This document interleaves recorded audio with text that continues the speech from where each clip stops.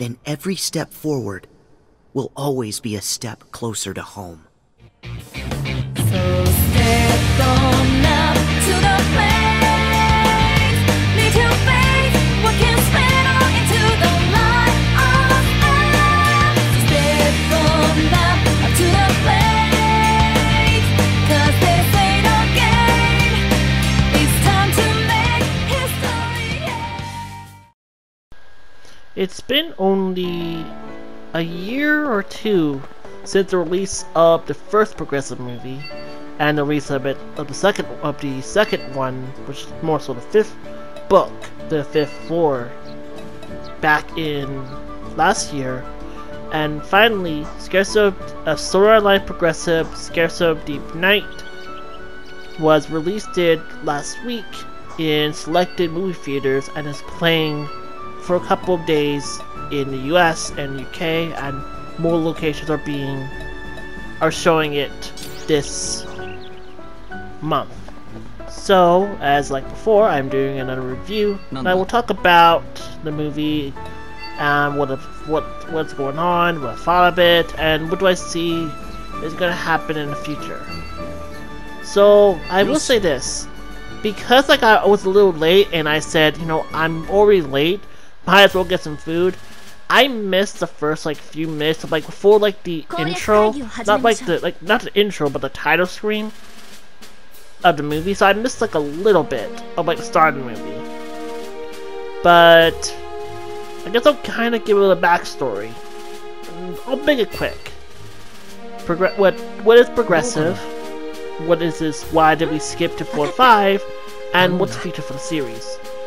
Sword Art Online Progressive is more so kind of a secondary series that by Reki Kirihara that is kind of filling in the gaps of the early floors of Sword Art Online's first arc, the Aincrad arc. It's not a reboot, it's not a remake, it's more so filling in the gaps of the events of the story, but it's not to be a replacement of the anime's Aincrad arc or the light novel's Aincrad arc. Scherzo Deep Night is the fifth floor storyline that goes on in Progressive. And the reason why we skip to Progressive's fifth floor story is because the Elf campaign, which is an ongoing story in the midst of Progressive, has not been finished yet. It switched to doing Scherzo Deep Night, as it's more of a standalone story that can feel standalone-ish. Kind of the same way how some movies do adapt something that would feel very standalone, but stands on its own. So with that out of the way, let me kind of go into the synopsis story.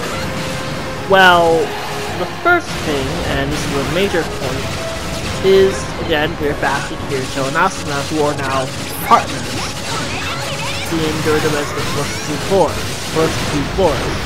So we're going to see how these two work together and see how far Asuna has improved since he started in just a month. So we're fighting a boss, which I still have not heard a name, but it's involved. But because of making sure of trying to handle one issue, while others are trying to make sure that the water in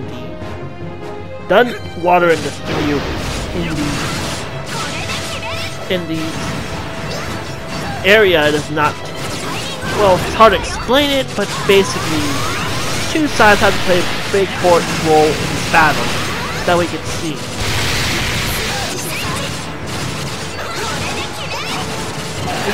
But I guess the one factor in this battle is just seeing, again, these two are partners. We always, Kirito and Asuna always work well together, but seeing a little bit more that bond they have is pretty cool.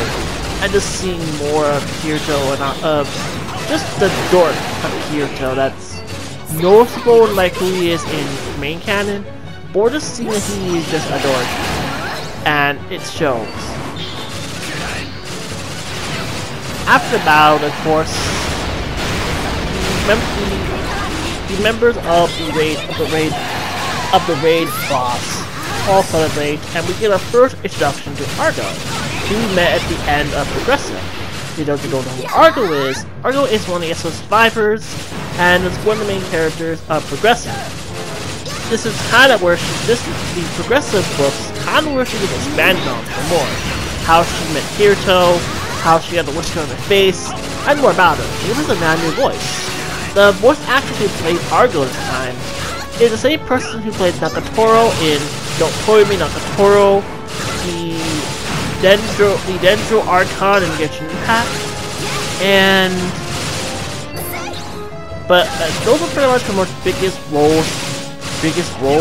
But Argo is probably her biggest newest one because this is the first she gets to play a main character instead of like another main character. And plus, getting someone to be Argo, who is going to be a major character in another ring, is a bonus, you know? So we get a little bit of like interaction between Argo and Asuna, Argo and Kirito, and just, you know, Asuna doing. Just Asuna having so much like wonder to what she can find in this world. As well, especially just finding like little relics in the ground. Like, you keep forgetting Asuna's 15, but she has such a lot of there's a lot of wonder in that mind of her. You're mostly forgetting about it.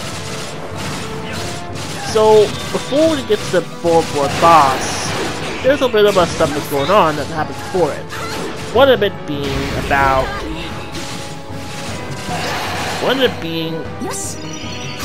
a situation between two of like the big guilds in Imperial Forest, and we unfortunately have to deal with Idao again, who we met back in the Arias Night Story. Seems like, of course, his group wants to pick boss, and their group wants to pick boss, and there's a bit of infighting, a little bit of political stuff. I'm like, who gets the bonus, stuff like that. And Kirito and Asuna, after they deal with a situation where they overhear that something bad can happen, as well as Asuna almost losing her rapier, she decided to work with a few members of both parties to take on the boss themselves. Since the boss is popping up in the beta, since it's still beta testing. And of course, they don't have enough members. Outside getting Aigyo, someone we of course met from Core 1 of course, they get to have to get through some of his friends and some of their friends. Although one of the voice actors who plays one of the characters, Linen, voiced by Amanda Lee. If you don't know who Amanda Lee is, she is well known for her covers in SCL. So she goes from doing covers to being an official character now, which is kind of crazy. So they of course need one more member, so Asuna goes and finds Mito, who's still around. Mito is still kind of conflicted on the whole ditching Asuna thing, and she's really trying her best to be distant to her. So Asuna decided to take on Mito to try and prove herself, and we see how strong Mito has gotten since the last time we saw her. Even having like a little bit of a chain to her weapon, which is pretty cool. Of course, Kirito and her don't see eye to eye, so if anyone ever thinks Mito is gonna be part of Kirito's harem, not gonna happen. I don't think Mito likes Kirito right now. But I imagine their friendship does improve if whenever it gets more progressive, we get to see more of their story. So they go take on the boss. They take on the boss. Who's finding this link. This was a battle of.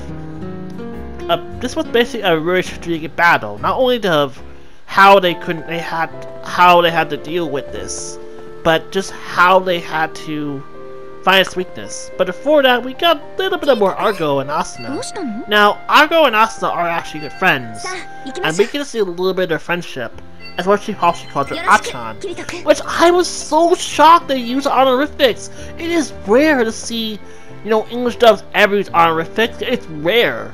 But I guess because Achan is such a important name, and it's something they rarely don't use honorifics in SEO, but this is one that's important. I mean, yes, it's more important than Kirito-kun. I know, crazy. But we get to see them have a little bit of a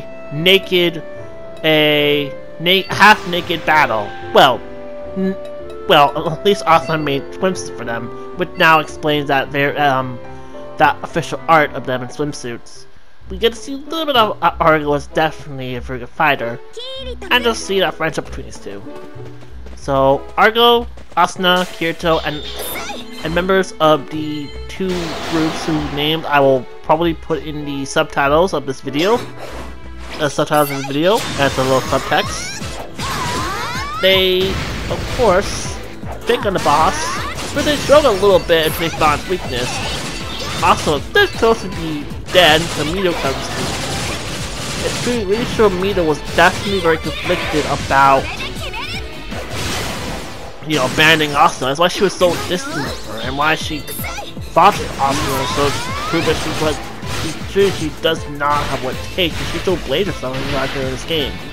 But she comes to the rescue, helps out in the battle, they win, gives the flag to Kirito and Asuna. They, of course, keep the flag, because, remember, Kirito is still classified as leader, people don't like him, not a lot of people like him, and same old. Though Kirito doesn't mind. He doesn't want to, remember, he doesn't want to be the hero, he doesn't want the fame, he just wants to protect others, he wants to protect himself and others. Something that really shows who Kirito really is. That he's not the hero type of role. He admits it with his heart. And that's kind of what Scherzo ends. Now a new year, and now we're coming closer and closer to the main canon. But this still means the journey between Kirito and Asuna Progressive is still going on. And now with that out the way, I gotta talk spoilers, so this will be a short spoiler segment, so it'll be pretty quick, so I will give you like 5 seconds. 5, 4, 3, 2, 1. Now, Mito is alive. We meet Prince of Hell, Po. We now see what were these people really those guys trying to do? Were members of Laughing Coffin, and they were really trying to really make people try to kill each other. And we're seeing why Po takes a liking to Kirito, because he stopped it. But now we gotta wonder what's gonna happen, because we're likely gonna take a break from Progressive. We won't have any projects. The ending credits is just we flash to Kirito and Asuna as holding hands on the crumbling of Minecraft. But right now we don't know what that means.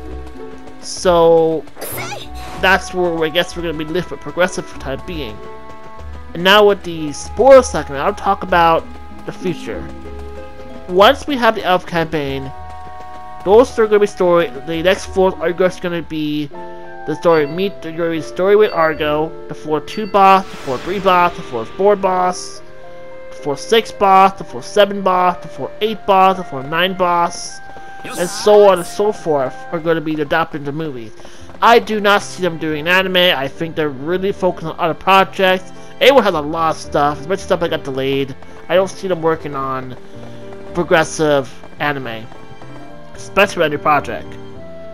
But that's kind of where I really think. I really loved this movie. I'm glad I got to see this one dubbed. I really enjoyed it. I can't wait to buy this movie. I'm going to be buying this and Iris starting tonight when it comes out on DVD. And I hope you enjoyed this review. So it's me, Roxas99. But I will say is take care and see you then. Also, link start! Bye!